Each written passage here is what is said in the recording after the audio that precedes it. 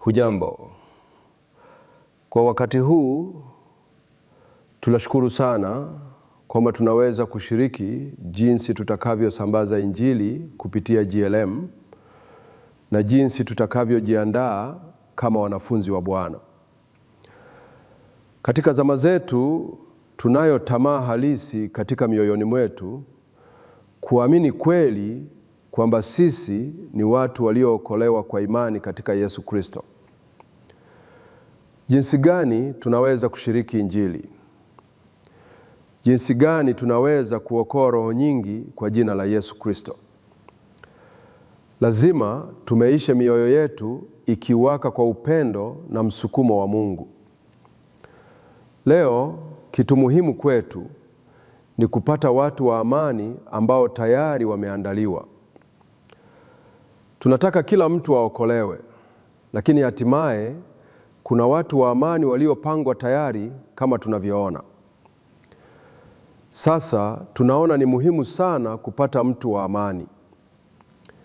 Je, tunaweza kumpata mtu? Kwanza, tunapaswa kufikiria familia yetu, jamaa na marafiki wa karibu nasi. Tukumbuke majina yao. Tayari andaa daftari na kuandika majina. Kila mmoja anaandika majina katika daftari, lakini muhimu sana ni wale watu tunaohusiana nao. Wakati tunapokuwa na harusi, wakati wa ndoa na sherehe hiyo itahudhuriwa na watu waliohusika, si kila mtu tu. Tunaandika majina kwa wale waliohudhuria, au wale waliohudhuria mazishi walikuja kwa sababu ya uhusiano wao. Ni kuandika majina yao. Hivyo unaweza kukisia idadi ya watu waliohudhuria harusi au mazishi kama wastani wa watu 250. Si muhimu sasa kuandika majina ya watu hao 250 katika daftari na kugundua ni nani kati yao ndiye mtu wa amani aliyeandaliwa. Hasa wakati huo hatuwezi kujua ni nani watu wa amani. Tunasali kwa kila jina letu, sivyo? Tunapata mwitikio. Wakati mwingine watu tunayotaka wakutana nao au waliosali kwa ajili yao hawaitumi mkono wetu. Tunapata fursa za kukutana nao na njia za kuingiliana zinafunguka. Kwa kweli tunatambua nguvu ya maombi. Tunapomsali tunaweza kukutana na watu waliopangwa kwa amani.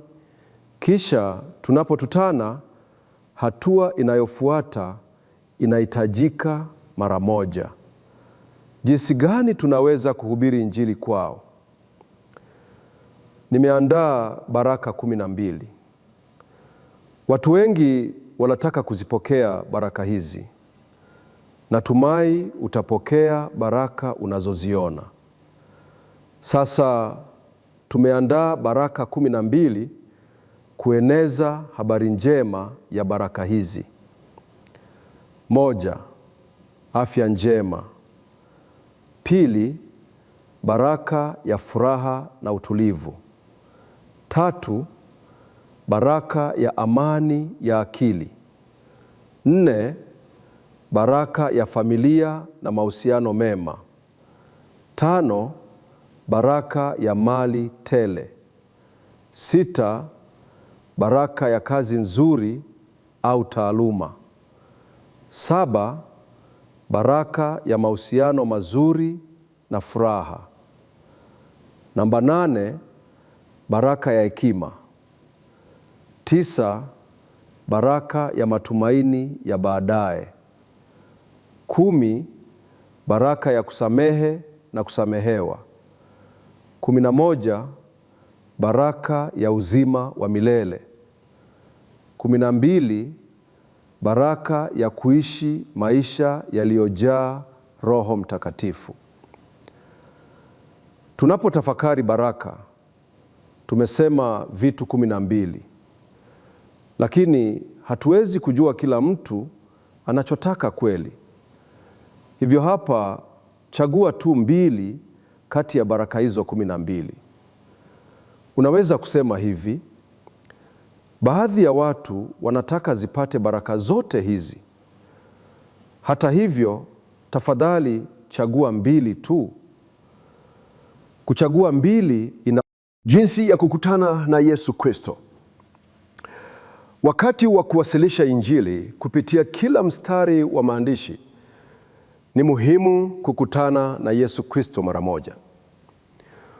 Ujumbe lazima uwe wazi, sahihi na rahisi sana. Kwa hivyo, njia ya kukutana kweli na Yesu Kristo ni kupitia andiko Warumi 6:23. Malipo ya dhambi ni kifo, bali kipawa cha Mungu ni uzima wa milele katika Kristo Yesu Bwana wetu. Kupitia aya hii moja, unaweza kuwasilisha Injili moja kwa moja. Kujaribu tena. Injili inaweza kuwasilishwa kwa usahihi, wazi na kwa urahisi sana.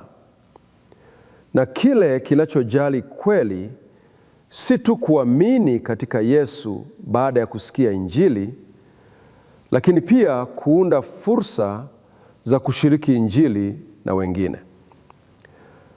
Hivyo nitawasilisha Injili kwa usahihi kupitia kifungu, na wakati mwingine nitaeleza kwa usahihi, wazi na kwa urahisi jinsi ya kuhubiri Injili hii. Kitu ambacho kunagundua kweli hapa ni kwamba Bwana Yesu alipomtuma wanafunzi wake wa kuhubiri Injili, aliwatuma wao wawili wawili. Kwa nini tuliunda timu wawili wawili? Kweli tunatambua kwamba tunapohubiri Injili ya Yesu Kristo au kuamini Injili iliyohubiriwa na Yesu Kristo, hilo ndiyo linaweza kutufanya timu. Huwezi kufikiria furaha gani wakati wa kusambaza Injili. Angalia jinsi furaha itakuwa kubwa sana wakati unaamini katika Yesu Kristo. Kuanzia sasa, watu wawili wanaweza kuwa timu. Tunaweza kuwa timu ya kuhubiri Injili kwa mtu yeyote. Hivyo kama unavyoona katika Biblia, katika Luka 11:2, baada